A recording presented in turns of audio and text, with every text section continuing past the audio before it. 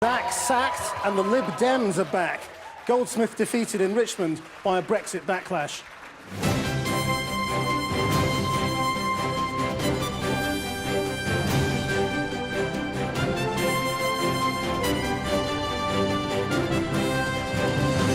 Sarah is a reminder that populism does not automatically have to win. Those results, Brexit, Trump, the last general election, there's nothing inevitable about them. Good evening. There's nothing very typical about Richmond, Surrey. It's wealthy, cosmopolitan and overwhelmingly pro-Remain on Europe. But there are lessons for all the main parties from its emphatic kicking out of the Brexiteer Zac Goldsmith in yesterday's by-election. Tonight, how has Labour started polling just above the Looney Party?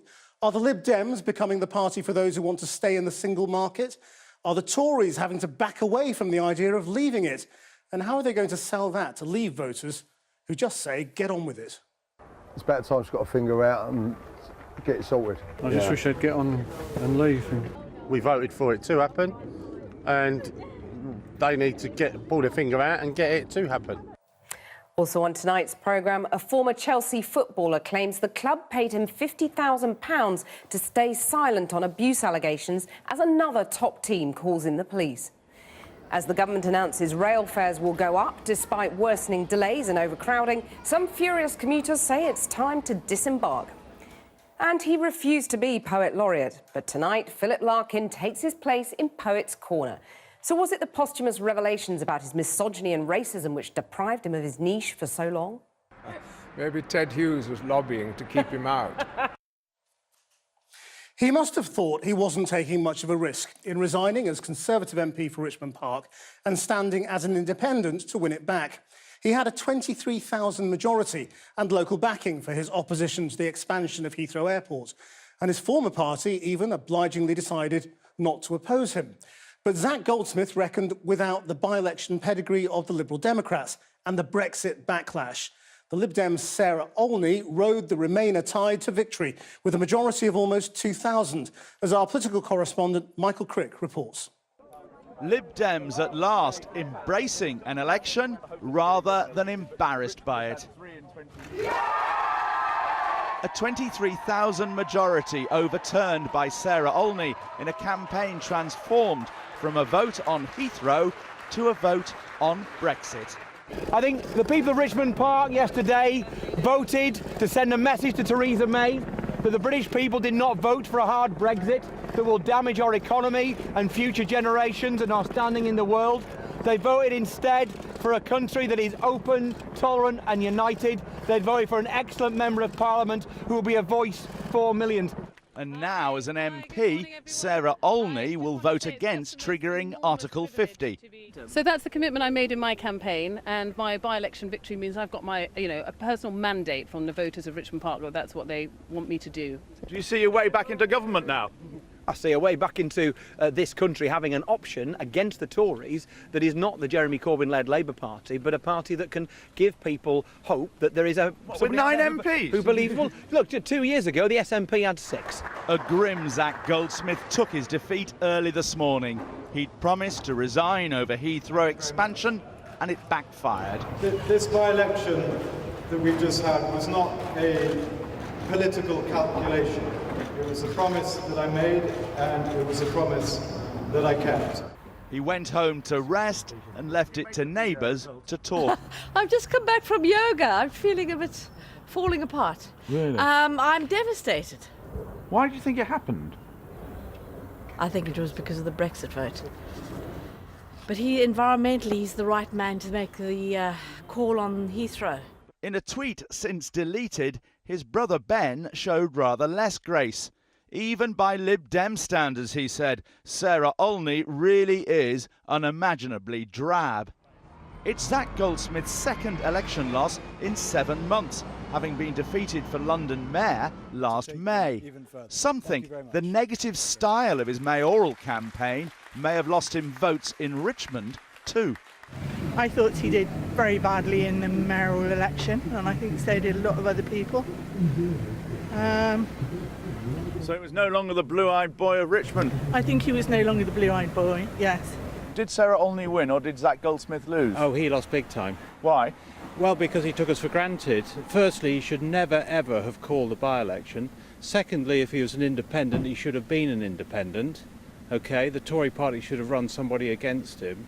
And thirdly, and this is most important, it's a vanity project for him. Why do you think Mr. Goldsmith lost? I think he lost heart. Then there's Europe, and crucially, Richmond voted 70% Remain last June, and the Lib Dems today hailed this as a vote against a hard Brexit from the EU. One of the lead Brexit negotiators for the European Parliament, Guy Verhofstadt, tweeted today, "Congratulations Sarah Olney and Lib Dems. Europe is watching and we are proud." But the Conservatives didn't stand in Richmond or officially back Goldsmith, and the result makes no difference, say pro-Brexit MPs. This result occurred in one of the most pro-Remain parts of the United Kingdom. The Liberal Democrats secured fewer than half of the votes overall cast. So while for Sarah Olney, I wish her well in the future, I think it would be a mistake for her or for anyone else to interpret this as any sort of mandate to frustrate the will of the British people. Labour's vote crumbled last night as supporters tactically voted Lib Dem. Indeed, Labour's 1,515 votes were fewer than the local party has members, which may never have happened before in a Westminster poll. Richmond Park probably won't change government policy on Brexit. It's cheered those keen to stay in Europe and boost the centre ground of politics, though we may see a rather different story in next week's by-election in Sleaford. Well, if Richmond is a Remain stronghold, Romford, on the other side of the capital, was very much part of the Leave tide in June. On the morning after the vote, we were there to hear from jubilant market traders who were celebrating victory. Today, our reporter, Porrick O'Brien, went back to Romford Market to hear from those same traders on whether they think Brexit is going so slowly it's in danger of slipping into reverse. On the morning after the referendum back in June, at Crosby's Fishmonger Romford, the flag went up with new energy and purpose. So you pleased? Yeah, well pleased. All my family voted Leave. In this town, it was 2-1, Leavers to Remainers. It's like the London effect, like it's the haves and the have-nots, you know. And I think people have got the hump of it. I think that's one of the reasons why, like, so many people were voted out. Back then, rebellion was in the air. It still is today, but for different reasons. How are you feeling about it all since then? I think it's going too slow. It's about time it's got a finger out and get it sorted. You know, people was going to get the hump about it because at the end of the day, the people have voted, and if you go against the people, it's like civil war, isn't it? If you go against the people, sooner or later, people get the hump and they fight back. I mean, is it the kind of thing that you would take to the streets over? Yeah, of course I would.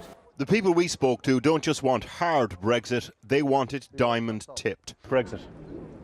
Yes. How are you feeling about the speed that it's going at? No, not happy. Why not? Because it ain't happened. We voted for it to happen, and they need to pull their finger out and get it to happen. Yeah. No excuses. And the people steering the country to exit have a job of work to do in Romford when it comes to managing expectations. We should be out at the very latest by the end of the next financial year, which is the end of March next year. Is that really, that's the kind of time scale that you had in mind when you voted to leave? Yeah. What are we doing now? We're just sitting here doing nothing. Let's get over there, tell them we're off, and let it do. If you folded a map of London crossways, Romford would land on Richmond. On Brexit, though, different planets. Well, a little earlier, I spoke to the former Lib Dem leader and the party's current spokesman on Europe, Nick Clegg. I asked him how he felt this latest win would alter Brexit. I think it sends a sort of shot across the bows, doesn't it, to Theresa May and the government that, you know, it reminds them perhaps, let me put it that way, that on the 23rd of June, yes, the Brexit argument won, but a very large number of people, clearly a very large number of people in Richmond, do not share the direction in which the government is now taking the country. And, you know, at the end of the day, Theresa May is the Prime Minister of the whole country, not just the 52%, not just the Conservatives, not just doing what her hardline, hard Brexiteers on her backbenchers say. And I think in many ways, the biggest message of this by-election of all is to a government that appears to be rushing headlong towards a self-harming, hard version of Brexit. And it might remind them that, in fact, there are many people in the country, not least in Richmond, but elsewhere as well, who want a more sensible Brexit and a softer Brexit, if you like, such that we don't throw the kind of single market baby out with the EU bathwater. But it was essentially a binary choice, and isn't it the Prime Minister's duty to listen to the majority? The majority voted for Brexit, she's got to get on with it. Yes, of course she needs to get on with it. The question is, what is it? And as you know, the Brexiteers very effectively, but very cynically in my view, deliberately withheld from the British people any meaningful description about what Brexit actually means in practice. And more than that, they didn't actually publish a sort of a Brexit manifesto in which you had a picture of Gove and Farage and Johnson on the front saying this is our collective view about what Brexit should mean for the United Kingdom. So there are many, many choices to be made. There isn't one version of Brexit. There are lots of different possibilities. So do you agree then with John Major and Tony Blair that there is this sort of big bulk of people in the middle of British politics at the moment who are not being heard? Yes, absolutely. But isn't there then an overwhelming argument for a new political vehicle for those millions of people who, for all sorts of historical reasons, perhaps may not want to become Liberal Democrats, but they don't like politics as it is? Here's the thing. Even though Theresa May has not been elected as a Prime Minister herself, even though her party only got 24% of the eligible vote, nonetheless, the Conservative Party is pretty well unassailable at the moment because neither the Labour Party, Plaid, the Greens, Lib Dems, UKIP, none of those parties on their own can wrest power away from the party of government. And that's why I think the Labour Party needs to ask itself very searching questions, not least after last night. If the Labour Party ever wants to wield power again, it has to share power again. And that does perhaps not mean a new party, in fact, almost certainly not. It certainly does mean, however, a different approach to the way in which parties treat each other, particularly those parties who want to mount proper opposition to a Conservative government. Isn't the other great challenge, though, of British politics right now that there will be people in constituencies around Britain who were very pro-Brexit, who feel let down by Labour and who are moving over to UKIP, and there is a massive gulf between them and you, and I mean you in the sort of, you call yourselves the sort of progressive centre, and that's you, the Greens, and all sorts of other sort of right-wing Labour people. Well, I think there was a gulf, dare I say it, not just between the list that you read out and many millions of voters. There's a huge gulf across the developed world. Many millions of our fellow citizens, particularly those on low and middle incomes, have been suffering, their families have been suffering, they haven't had a meaningful pay rise for 8 long years and counting, through no fault of their own. It was the fault of the bankers and the politicians and the regulators who were asleep at the wheel, and that has generated, quite understandably, huge anger at the status quo.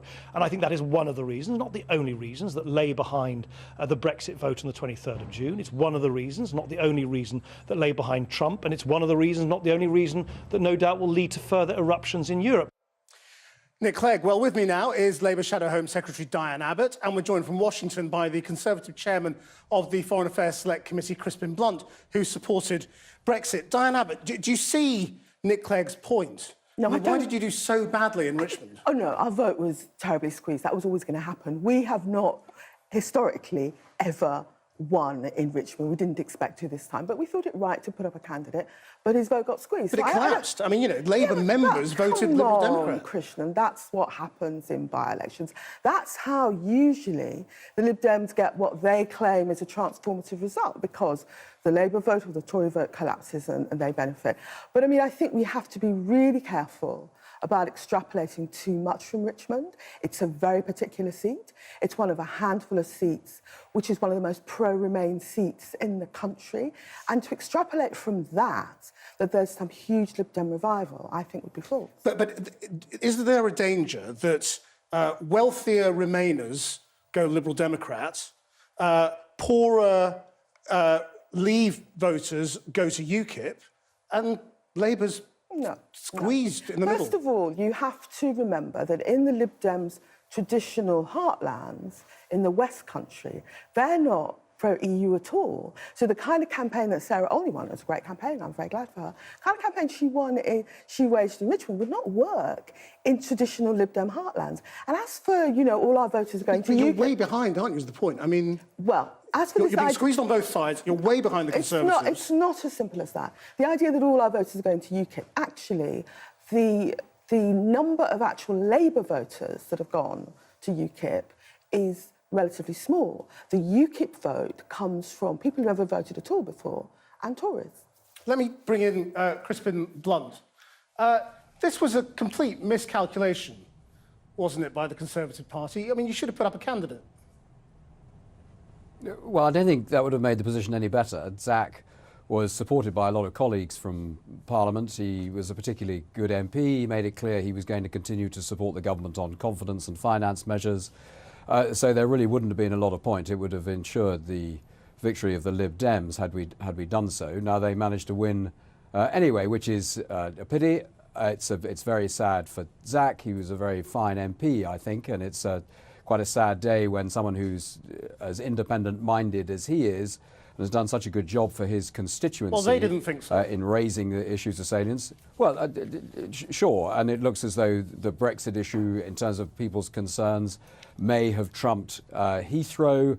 It may be that the full weight of the Liberal Democrat Party, desperate to begin to get some comeback in areas where they were strong once, but piled in there against an independent candidate, that may have had an effect as well. But I'm rather with Diane. I think we're in danger of over-interpreting from Richmond. Yes, I mean, I suppose you two might both say that today of all days. But, I mean, let's just turn to Brexit. I mean, isn't this week the week where the government's position really emerged as much softer on Brexit than we had thought before? Boris Johnson talking up the benefits of immigration, David Davis saying we might well be paying Europe for years for access to the single market. I mean, we're not heading for a hard Brexit now, are we?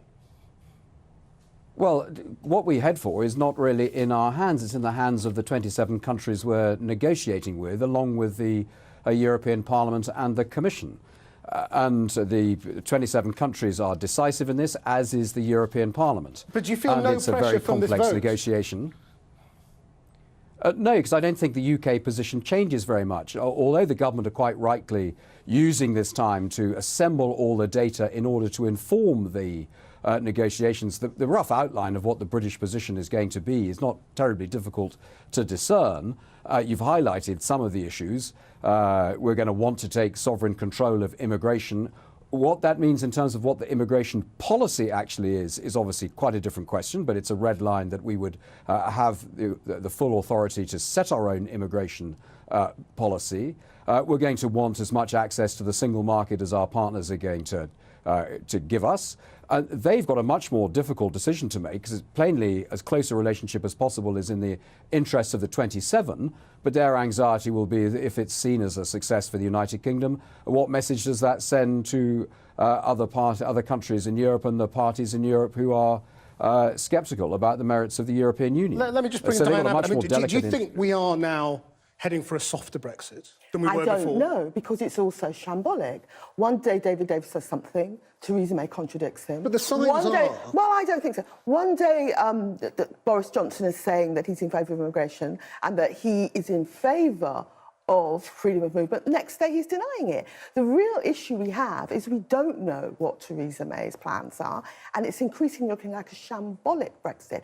And even if you're not a hardline pro-European like some of those people in Richmond, I think there's a lot of concern about the lack of clarity. And our job in Parliament is to make the Tories accountable. And so, for clarity, Labour's position is we must stay in the single market? Our position is that we respect the vote. We're not talking about reversing that vote. So that's staying... And our position is that, led by Keir Starmer, who's our shadow Brexit minister, we are going to subject what the Tories are doing to forensic examination. OK, so you haven't answered that question, now, have you? I mean, is your position, because you want clarity, you say, from the government, so let's get some clarity from you, is your position that Britain should stay in the single market? Our position is that we should have the maximum access to the single market. Otherwise, it'll be catastrophic for British industry. Diane Abbott, thank you very much indeed for coming in. Crispin Blunt, thank you for joining us from Washington. Cathy. Thanks, Chris.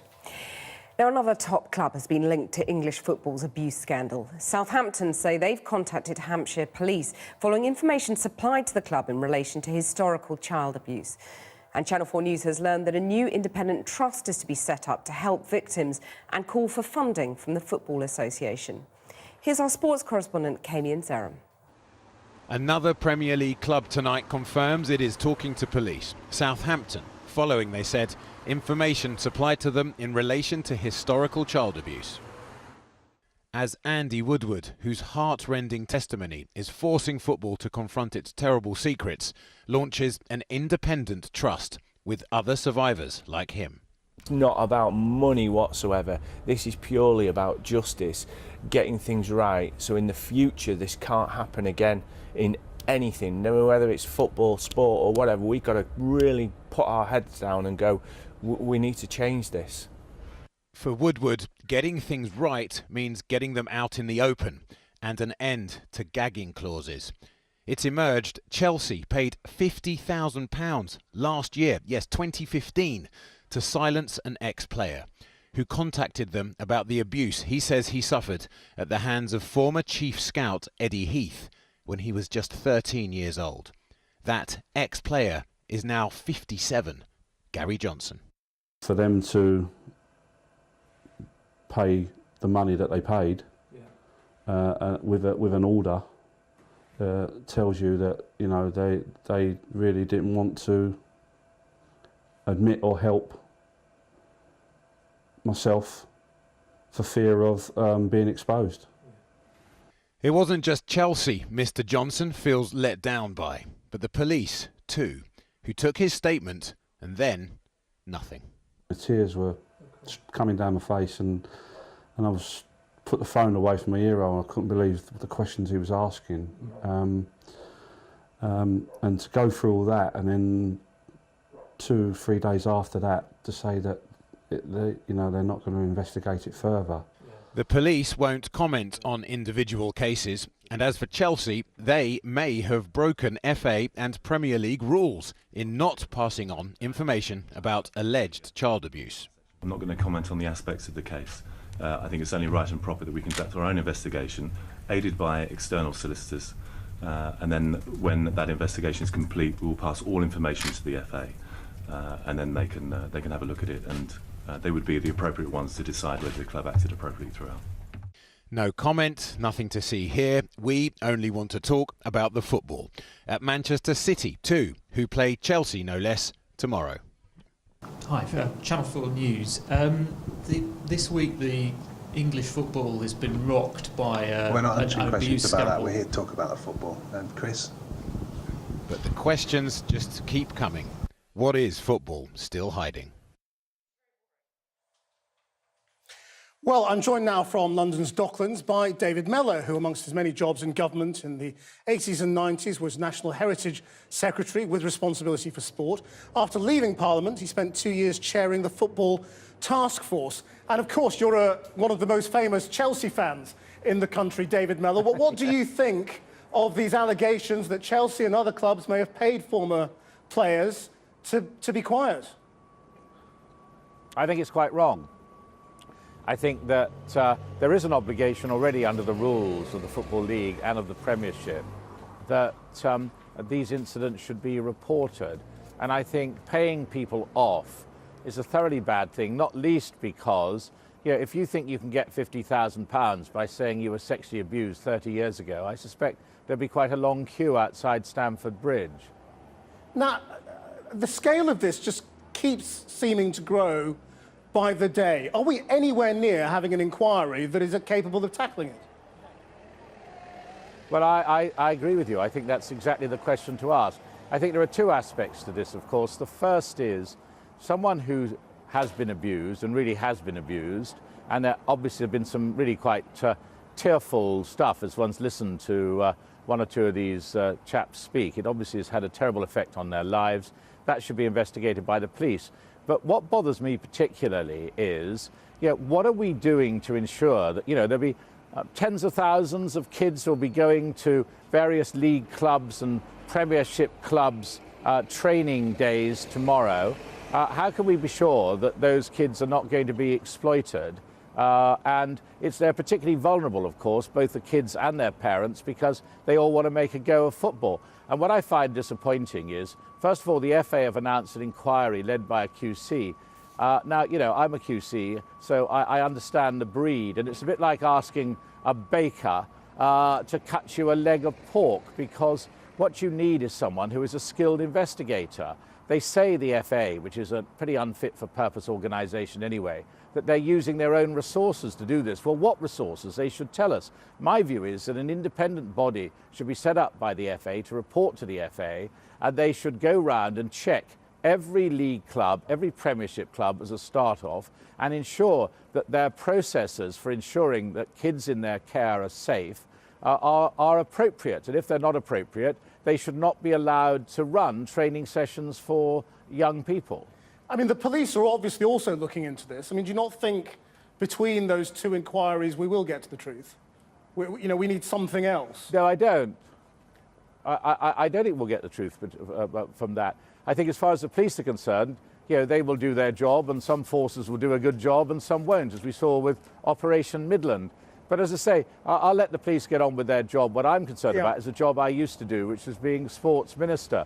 I was very disappointed that the new Secretary of State, who might usefully sort of become a bit better known by taking a proper public position on something that is a matter of acute public concern, she merely said over the weekend that she welcomed what the FA were doing. Well, does she know what the FA are doing? Have the FA told us what they're doing? Do you know what the FA are doing? I don't. They've merely put out a couple of sentences saying they've asked a QC to look at it inherently for the reasons I've already given, not the right individual, and they're not telling us what the whole purpose of their inquiry is. It has to be to ensure that the leading football clubs in this country are fit to be entrusted with the care of vulnerable kids. Yeah, and no, we're now put on notice that football is not a clean game. I mean, let me just ask you briefly. I mean, you say, as you say, you were sports minister. How shocked were you? I mean, often with these scandals, we saw it with the Jimmy Savile scandal, people say, oh, well, there were rumours that you heard, but you just didn't think anything of it. Did you ever hear anything when you were sports minister to suggest that anything like this was going on? I think the more relevant time was the 3 years I spent chairing Tony Blair's football task force, and I had a lot of the leading people in football on the task force, and we were allocated things to look at, like racial abuse in football, for instance, and we made recommendations that changed the law. No one mentioned to us that this was perceived to be a problem, even though, of course, Channel 4, to their great credit, had done that very year, 1997, a dispatches programme, and one of the reporters had asked the head of coaching at the FA about this, and the head of coaching at the FA just stalked past the individual. I now very much regret that this matter was not referred to us, because I think we would have had an early opportunity to do something about it. But everyone kept very quiet about it. David Miller, thank you very much. Now it's that time of year when the Christmas decorations go up in the high street and the fares go up on the railways. This year's rise of 2.3%, taking effect on January the 2nd, will be the highest for 3 years. Campaigners say that passengers are simply being priced off the services, as Paul McNamara reports. So this is my season ticket, which cost me the guts of £4.5 grand a year, and it's about to go up by another £150. This is Peter. He's never too sure how long the journey to and from work will take. The only thing for certain is that next year it will cost him a lot more. Even if it was £1 a week, it would still be rubbing our noses in it, because at the moment prices should be drastically dropping. In fact, we'd be perfectly happy if the prices were to stay the same and they could get the trains to actually work on time, although that would still be quite an exorbitant price, because the trains are pretty shoddy per se. For Peter on Southern Rail and millions of commuters like him, it's been a long year. But it's the season of goodwill, so what's been delivered to rail users across the country? Price hikes. And next year, commuters like Peter will have to pay an extra 1.9%. So that's the season tickets, but what about all other fares? Well, the numbers have been crunched, and today it turns out that next year prices will rise by 2.3%. But of course, that's an average, and on off-peak unregulated fares, there is no cap as to how much rail companies can raise their prices by. Some lines are hit harder than others. Virgin's East Coast Trains average increase is 4.9%, and an off-peak single from London to Edinburgh will now cost 7% more come January. And a cross-country fare between Bristol and Darlington will be 4.8% more expensive at £149 for a single. According to the body that represents train companies, these hikes are unavoidable if services are going to get any better. All the price hikes have just come in, and now it's on average, things are going up by 2.3%. How do you justify that? So I'm not here to justify the fares increase, I'm here to explain where the money from the fares increase goes. It's never nice to pay more for a service, but the level of increase is necessary to drive the improvements at the rate we want to deliver for our passengers. We did try to ask some commuters if their trains were worth the money, but it proved trickier than we first thought. Oh no, it was delayed. The train was delayed. Was it? And now you're running late? Yeah, Which is why you can't talk to us. No, yeah, I'm really sorry. I'm really late for meeting my friends. Why are you really late? Because all the trains are delayed. What really matters is what you get in return for your money, and where performance has got worse, passengers are entitled to think that's not value for money, so why should it be going up at all? It's been a year of strikes, delays and millions of disgruntled customers. The question for 2017 is, will these higher prices actually result in higher levels of service? Now, Donald Trump last night kicked off what he's calling his thank you tour, taking a bow following his victory in the election. He used his first rally last night to reveal that he's to appoint the former soldier, General James Mad Dog Mattis, as his defence secretary. Our Washington correspondent, Kylie Morris, joins us now from Indianapolis. Kylie. Well, Donald Trump does love a rally. He thrived on the adoration, remember, of his supporters during the campaign. So perhaps that's why he's decided to do this. It is a very unusual move for a president-elect who's normally too busy for these kinds of things. Speaking with those, though, who turned out last night up the road in Cincinnati, there is a sense of joy, I think, that they've won, and satisfaction largely with how things are going so far. Very little concern that he's not fulfilling campaign promises, such as prosecuting Hillary Clinton or turning his back on big money and Wall Street. Instead, of course, Trump has just appointed the richest administration in modern American history. As some people did tell me about their worries about Mitt Romney, who they regard as disloyal to Trump. They don't like the idea that he might become Secretary of State, but they were thrilled by the decision to appoint General James Mad Dog Mattis as Defence Secretary. More on that in a moment. But I've got to say, this thank you event did feel at times more like a thank me and more fool you who didn't think I could do it event. A less than unifying message, really, from someone who will very soon become the president of all Americans and takes power knowing that millions more voters chose his rival over him. The election may be over, but the encores are just beginning. From the victory aria to the adoring crowds, Donald Trump last night meant to say thank you, but his own greatness kept getting in the way. You are the movement. I'm the messenger. I'm just really the messenger. Although I've been a very good messenger, let's face it, right? I've been a pretty good messenger. This was Trump putting the I back in triumphalism. In his honor, the crowd rolled out hit chants from the campaign trail. Build the wall, drain the swamp, even lock her up. But Trump now has no plan to prosecute Hillary Clinton, a matter that's not escaped everyone's attention.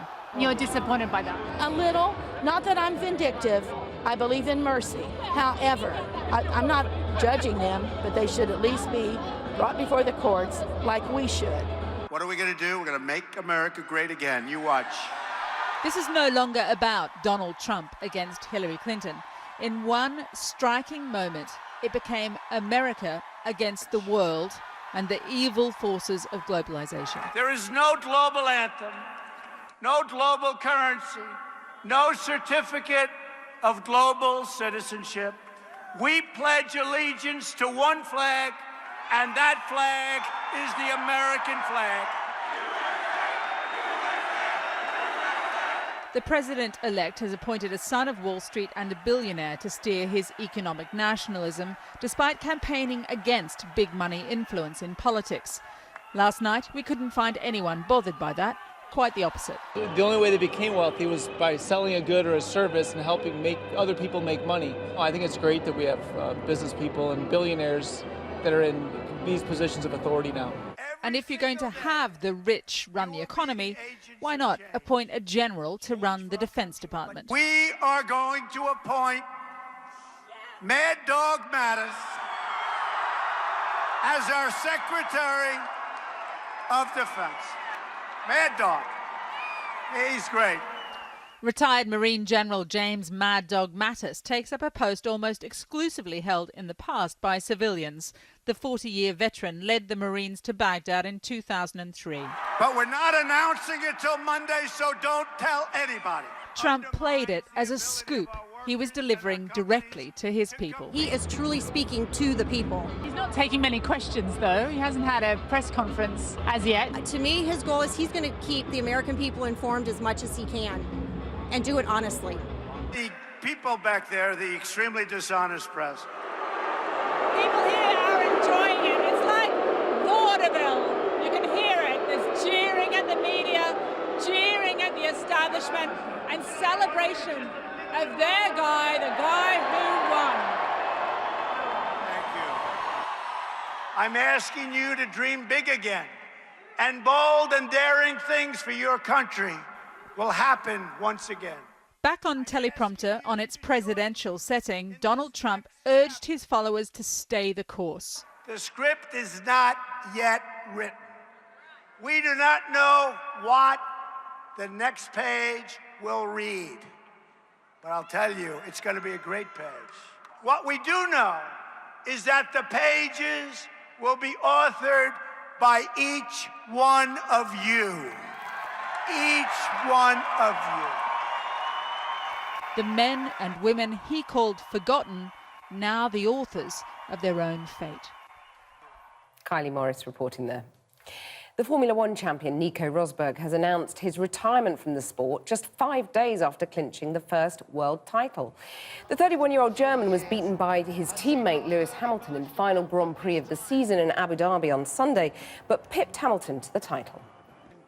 It's been extremely tough as well. I really gave it everything I had. I didn't leave a stone unturned, and I'm not willing to do that again for next year. And so I've decided to call it a day. Now, after another week of hell in Aleppo, the last 24 hours has seen a lull in the fighting and bombing. It's given US and Russian diplomats a chance to come together for talks at a summit in Rome. But can anything be achieved to help end the bloodshed? Kieran Jenkins reports. For the first time in over a year, this mother and her daughter can embrace. Early yesterday, Russia on the left joined thousands fleeing rebel-held territories in eastern Aleppo.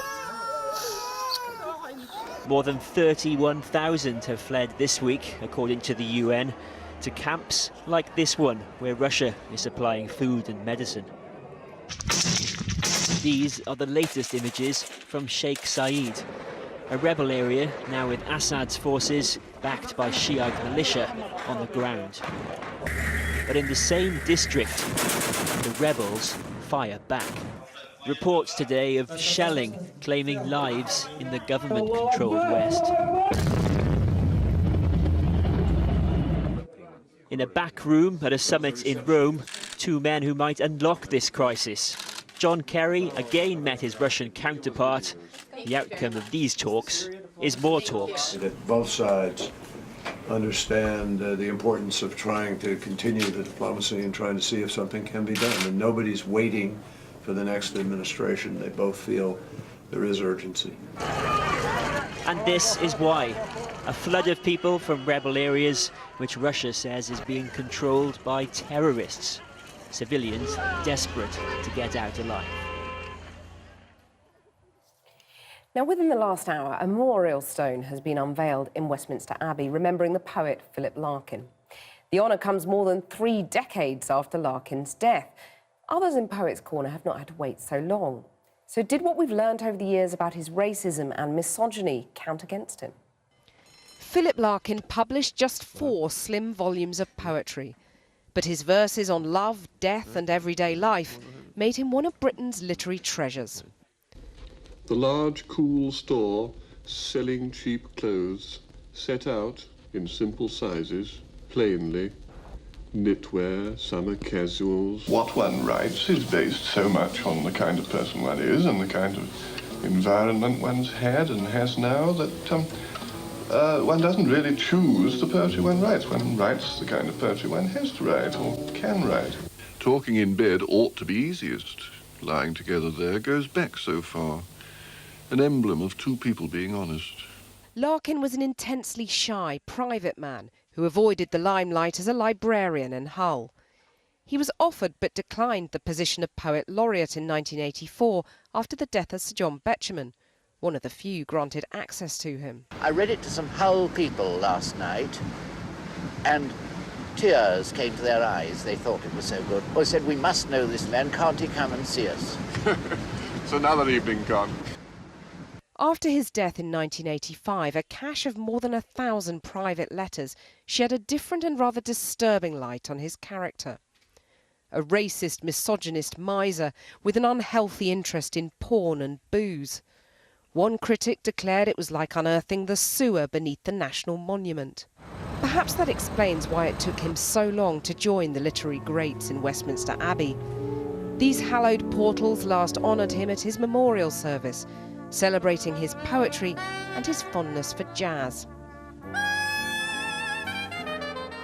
And if the meanness of the man himself is best forgotten, the grandeur of his art is surely worth remembering. Well, earlier I went along to Westminster Abbey, currently being rather noisily renovated, to talk to two well-known Larkin fans, the actor Sir Tom Courtenay, who played the poet in a one-man show, and the writer Blake Morrison, who lists Larkin as his favourite author. Well, I think he's right up there. I mean, he was thought to be perhaps a little provincial, a little Englander. Sometimes there was some resistance to the way he stuck himself in Hull and not join the metropolitan literary elite. But I think, you know, he is one of the most quotable poets of the 20th century. They've taken their time about putting him in here. Why do you think that is? No idea. Maybe Ted Hughes was lobbying to keep him out. I wasn't allowed to say this morning, but he didn't like Ted Hughes. He was much nearer in spirit to John Betjeman than he was to Ted Hughes. There is an irony, isn't there, that here he is in this amazing abbey, and yet his attitude towards religion was ambivalent at best. You know, he's a slightly diffident visitor to church. What do you think about the irony of that? Yeah, he said that religion was a vast, moth-eaten musical brocade created to pretend we never die. And that people who came here would be ruin bibbers randy for antique. Yeah, but he was drawn to churches, he liked churches. There was a sort of residual Anglicanism there in him. He wasn't religious, but a place like this would mean something. He put his non-religiousness in a rather marvellous way. He said, "I may be an agnostic, but I'm an Anglican agnostic." Does it matter that we now know that he was misogynist, racist, you know, pretty unpleasant man, actually, privately? Does that sully our interpretation of his works?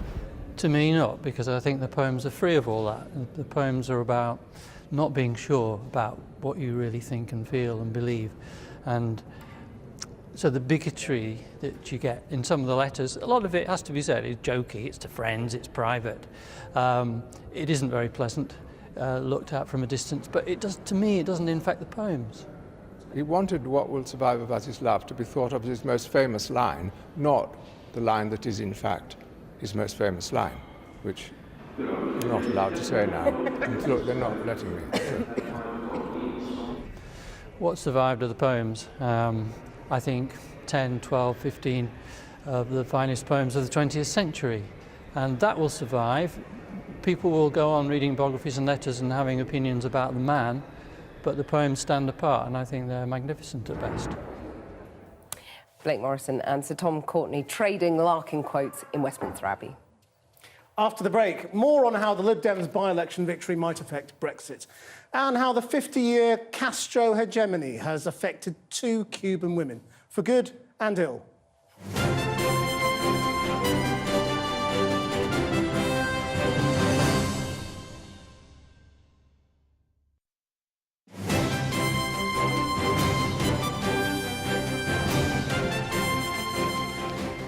Now, as Fidel Castro's ashes make their way across Cuba for his state funeral on Sunday, the debate is still raging over whether his 5 decades of power were good or bad for his country.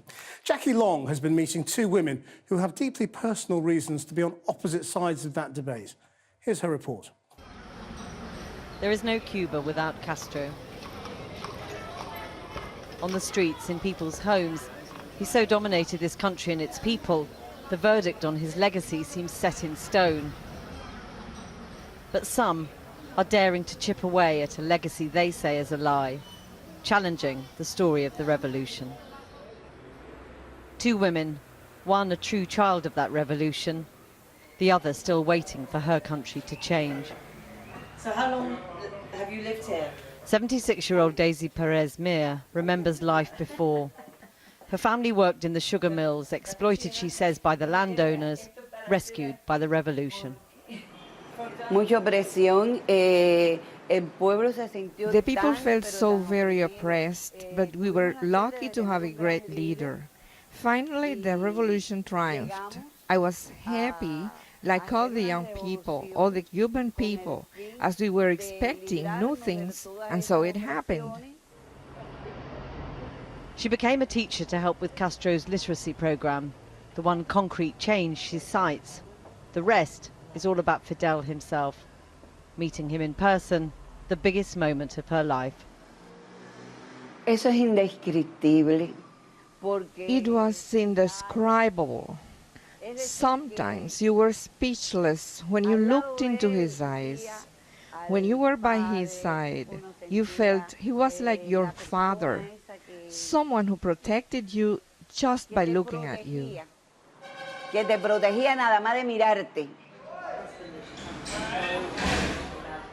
Out in the suburbs, Berta Soler also credits Castro with changing her life. Her husband was jailed by the regime for 20 years after trying to start a new political party. Now she's one of the so-called white ladies who protest on the street every week, demanding freedom for political prisoners. Her motivation, she says, is simple. El amor por mi familia. The love for my family, the love for my man, and then eventually the love for the country. What made you decide to protest against what was happening? It's an incredibly difficult thing to do in this country. It's not easy, but I think you make it less hard if you really believe in what you're doing and if you understand what you're doing. Berta has watched events of the last week with cynicism. The endless tributes to Castro she believes are not born out of respect, but fear. Look, Cubans have double standards. Cubans are afraid because Castro's regime for almost 6 decades has created fear and terror in the Cuban people. When they see a camera, when they see a journalist, they don't tell what they feel. Sometimes they lie. Almost always they lie, because they are afraid this is going to be held against them. For Cubans like Daisy, though, revolution has been a life's work, and unfinished at that. In her house, in part without a roof, she says she'll never give up the struggle begun by her hero, Fidel. We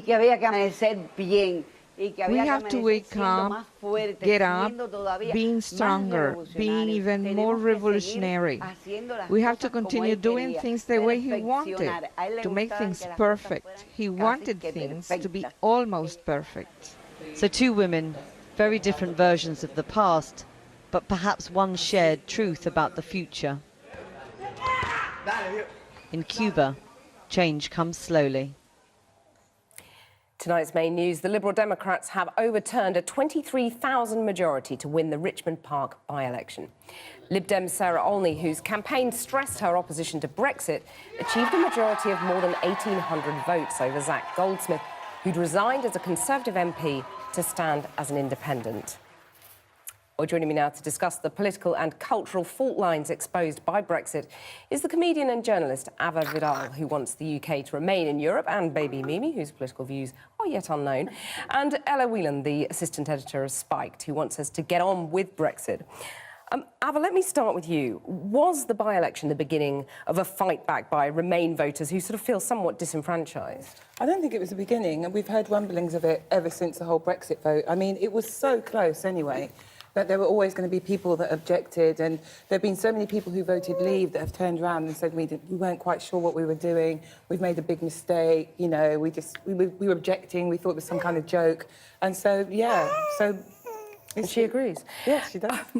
Ella, I mean, given how close the result was on the referendum, don't the Remainers have some right to start to have a say on what kind of Brexit we all get? I think we should have a free and open discussion about Brexit, and that happened during the referendum. It should continue to happen now. But what people don't have a right to do is to try to reverse the Brexit vote. And clearly what Sarah Olney wants to do is to thwart it. She doesn't want to invoke Article 50. Her message is quite clear. But a lot of those Tory voters who backed Leave in the referendum and now switched to the Lib Dems, they seem to be saying, perhaps, that they didn't want a hard Brexit. Would you respect that? I don't think we can talk about hard Brexit or soft Brexit simply as Brexit. People voted to leave the European Union, and to kind of split hairs on that is to thwart But leave Brexit. the single market? It's what was proposed in the referendum, and people decided to leave the EU and all that entails.